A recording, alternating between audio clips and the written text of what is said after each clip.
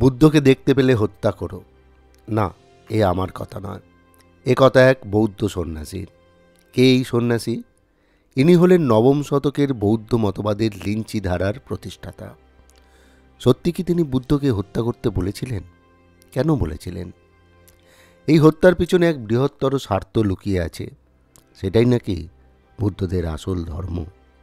চলুন সহজ করে বোঝার চেষ্টা করি।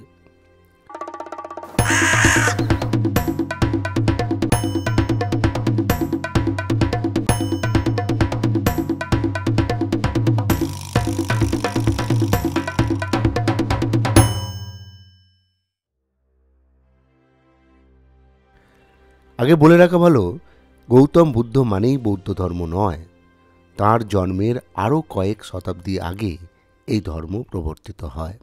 গৌতম বুদ্ধ হলেন বৌদ্ধ সন্ন্যাসীদের মধ্যে সবচেয়ে জনপ্রিয় সন্ন্যাসী।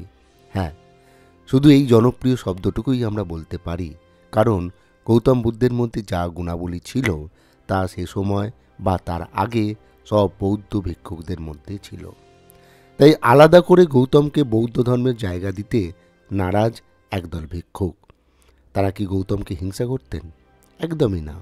হিংসার জায়গা বৌদ্ধ ধর্মে নেই। তাহলে বৌদ্ধ সন্ন্যাসীরা বিশ্বাস করেন নিজের শক্তির ওপর দাঁড়িয়ে জীবন অতিবাহিত করবেন ভিক্ষুকরা। তার জন্য কোনো গুরু বা আইকনের দরকার নেই।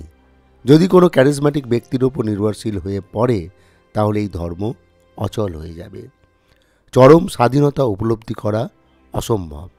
তাই লিঞ্চি মতবাদের ভিক্ষুকরা বিশ্বাস করতেন সব ভিক্ষুকই সমান, তাদের পথ এক, কেউ তাদের পথ দেখিয়ে দিতে পারে না। প্রত্যেকে নিজের মনের ভেতরই সেই সন্ধান খুঁজে নিতে হবে। এই হচ্ছে বৌদ্ধ ধর্মের আসল মর্মার্থ। কিন্তু বিবাদ তৈরি হলো গৌতম বুদ্ধকে নিয়ে। আসলে গৌতম বুদ্ধ একই কথা মনে করতেন, তাই তিনি শিষ্যদের থেকে বারবার দূরে থাকতেন। তিনিও ব্যক্তিকাল্টের বিরুদ্ধে সংগ্রাম করেছেন, কিন্তু সময়ের সঙ্গে সঙ্গে হয়তো তা সম্ভব হয়নি। গৌতম বুদ্ধের এমনই ক্যারিজম্যাটিক শক্তি ছিল যা বাকি ভিক্ষুকরা খড়কুটোর মতো তাঁকে জড়িয়ে ধরেছিলেন। সেই বাঁধন থেকে গৌতম বুদ্ধ মুক্ত হতে পেরেছিলেন, কিন্তু তার অনুগামীরা পারেননি। তাই এটা জাস্ট একটা প্রতীকী বার্তা ছিল লিঞ্চি ভিক্ষুকদের, যে আসল মোক্ষ লাভ করতে গেলে গৌতম বুদ্ধকে হত্যা করা উচিত। তার মানে এই নয় সত্যি সত্যি তাকে হত্যা করা উচিত। আসলে তারা বলতে চেয়েছিলেন শুধু গৌতম বুদ্ধকেই মনের ভেতর জায়গা না দিয়ে নিজের যে শক্তি আছে তাকে কারোর দ্বারা নয়, নিজে নিজেই জাগিয়ে তোলা, তাহলেই মিলবে আসল মোক্ষ লাভ। সেই বার্তাই দিয়েছেন গৌতম বুদ্ধ। ভিডিওটি ভালো লাগলে কমেন্ট বক্সে ধন্যবাদ জানাবেন। আমরা গৌতম বুদ্ধকে নিয়ে আরও পর্ব করব আগামী দিনে।